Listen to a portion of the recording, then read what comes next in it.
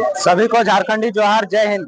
दोस्तों, आज JLKM party के बोकारो जिला के युवा मोर्चा के सचिव पवन रजवार जो कि बेरमो से हैं, दादा यहाँ पे पहुंचे हुए हैं एडीएम गेट के सामने। यहाँ पे बहुत सारे लोग जो है कि गेट जाम करने के लिए यहाँ पे आए हुए हैं, क्योंकि कल दो विस्थापित भाइयों का पुलिस के लाठीचार्ज में उनकी मौत हो चुकी है। लिए यहाँ पे आए थे और उनके साथ इस प्रकार का लाठीचार्ज हो गया, तो पूरा झारखंडी समाज, विस्थापित समाज जो है आज पूरा आक्रोश में है और यहाँ पे चारों तरफ से भीड़ लगा हुआ है।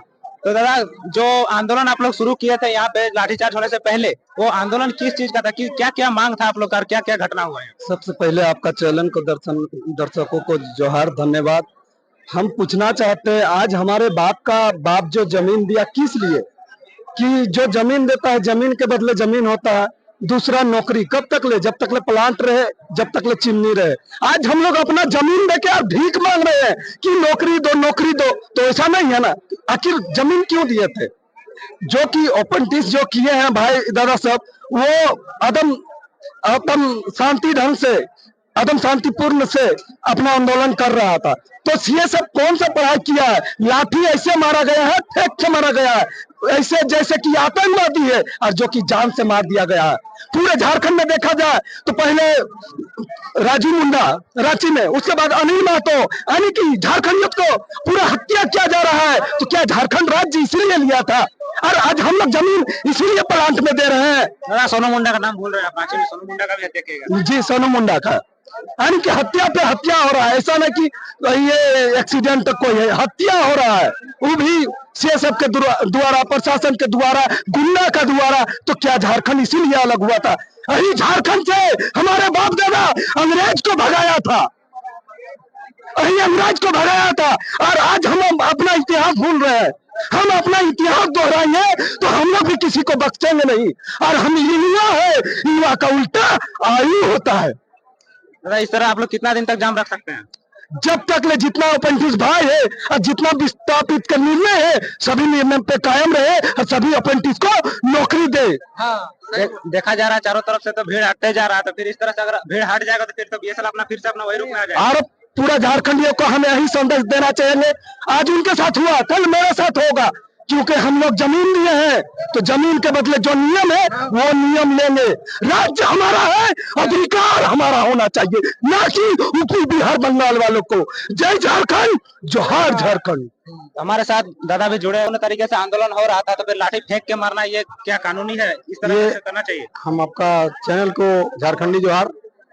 ये जहाँ तक हम लोग को लग रहा है कि ये साजिश के तहत इसको मारा गया है, और हमारे जो भाई जो जिसका आज मर्डर हो गई है, उसको नियमावली अगर मारता तो कोई बात नहीं है, लेकिन ये माथा में मारने का लिए ये कहाँ का नियम है कि नहीं?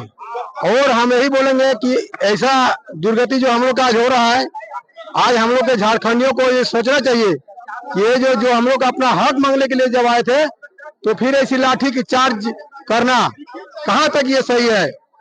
इसलिए हम यही बोलेंगे कि जितने भी हमारे अप्रेंटिस भाई सब है, उन लोग को सबको नियोजन मिलना चाहिए, और जो हमारे मर गए हैं उसके लिए उसको नौकरी भी, उसका परिवार को नौकरी भी देना चाहिए और उसको मुआवजा भी देना चाहिए। जिस व्यक्ति का जान चला गया, जिस भाई का जान चला गया, उनको बोला जा रहा है कि एक नियोजन और 20 लाख रुपए इस तरह का हवाई खबर दिया जा रहा था, क्या ये सही है? सच है क्या?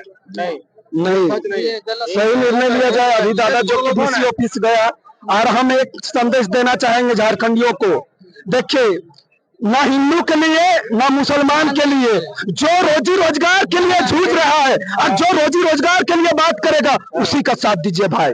पूरा अन्याय हुआ है झारखंड में, उसी का साथ दीजिए। ना हिंदू का बात होगा ना मुसलमान का बात होगा, जो रोजी रोजगार का बात होगा उसी का साथ दीजिए, उसी का साथ दीजिए। जिसका जमीन गया है उसका जान नहीं जाना चाहिए, नियोजन मिलना चाहिए। गलत है। हाँ, लेकिन उसका जान चला गया, लेकिन जो जान चला गया तो उसके बदले में उसको, उसका परिवार को भी तो कुछ मिलना चाहिए। हाँ, मुआवजा मिलना चाहिए। क्या क्या मांग रखे हैं उसके लिए? मुआवजा है, 20 लाख मुआवजा है, नौकरी है, बाकी जितना परिवार से उनका पढ़ाई लिखाई होना चाहिए। एक साइड बोलेंगे, हमारे शक्तिनाथ महतो ने कहे था कि पहली पीढ़ी गोली खाया, दूसरी पीढ़ी जेल जाएगा, तीसरी पीढ़ी राज करेगा। तो हम लोग जेल जाने से नहीं डरेंगे, पहली पीढ़ी गोली खा चुका है कि यहाँ दुनिया में सबको आया है, कोई अमृत पी के नहीं आया है। एक दिन सबको मरना है भाई, एक झारखंडियत होके लड़िए, क्योंकि आज 64 मौजा 84 गांव जमीन क्यों दिया है? जब नौकरी नहीं देना है तो हमारे जमीन वापस करिए, हम जोत कोड़ के और खाएंगे। सभी को क्रांतिकारी जोहार।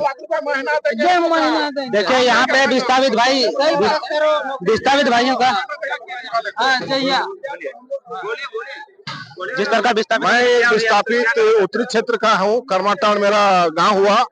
हम पूछते हैं कि मेरे बाप दादा ने जमीन दिया था यहाँ का विकास के लिए, ताकि यहाँ जो मेरा नाती पोता जो जन्म लेगा उसका पूर्वज मरे उसको नौकरी मिलते रहेगा।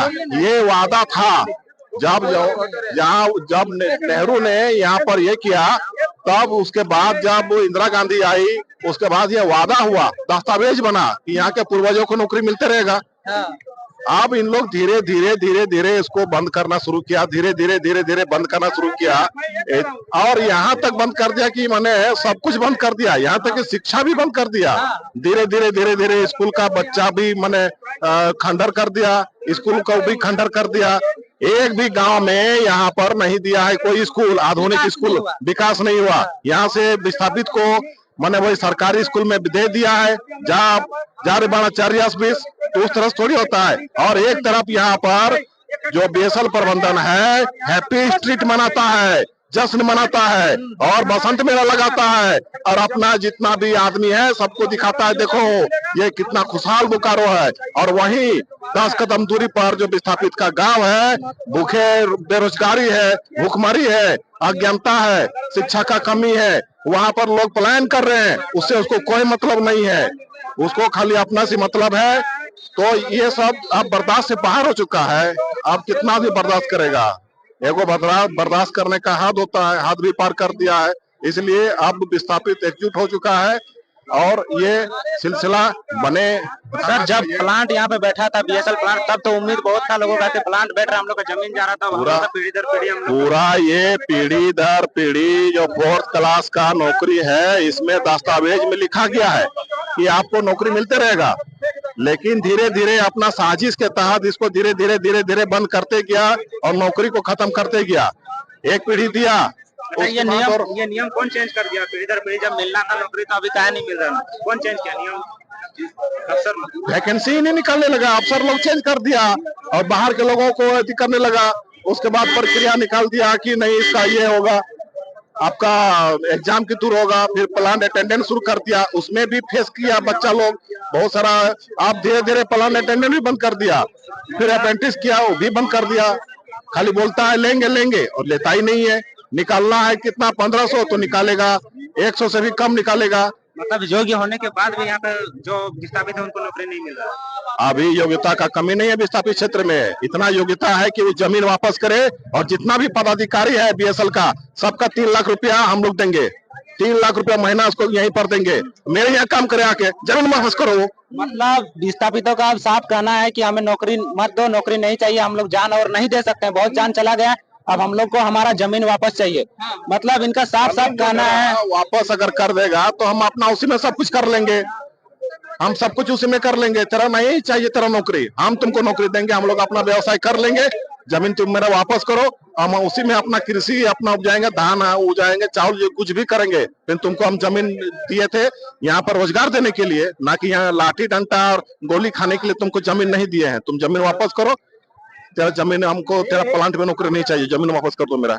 मतलब साफ कहना है कि बीएसएल हमारा दुश्मन नहीं है, लेकिन अफसर का जो नियम और नीति है, जिस प्रकार से लाठीचार्ज करके मारा, वो अफसर लोग जो है कि गलत कर रहे हैं। बिल्कुल सही है। ये नीति धीरे धीरे अपना सख्त करते गया और मोनोपोली बढ़ाते गया, ठेकेदारी प्रथा लाया। ठेकेदारी प्रथा में भी ऐसा कर दिया है कि मैंने आप उसका सच्चाई जानिएगा तो आप खुद मैंने आंख बगुला हो जाइएगा। अगर मान लीजिए किसी मजदूर को 20,000 रुपया महीना मिलता है तो 10,000 रुपया ठेकेदार को वापस करना होगा और 10,000 रुपया लेके अपना वो घर जाएगा। ये कहाँ का इंसाफ है? ये कैसा है? मैंने ये ठेकेदार को फिर 10,000 रुपया वापस करो और फिर 10,000 रुपया तुम अपना घर लेके जाओ, जबकि उसका सैलरी उसका दिखा रहा है 20,000, लेकिन वो 20,000 उसका नहीं हुआ, 10,000 ठेकेदार का हुआ और 10,000 उसका हुआ। अगर वो ऐसा नहीं करेगा तो उसको नौकरी से हटा दिया जाता है।